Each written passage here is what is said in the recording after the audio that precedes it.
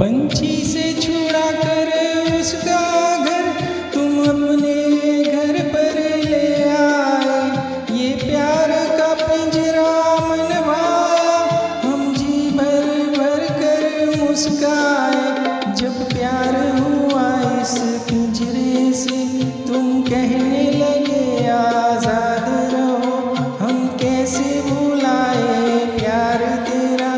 तुम अपनी जुबां से ये न कहो, अब तुम सा जहां में कोई नहीं है, हम तो तुम्हारे हो बैठे।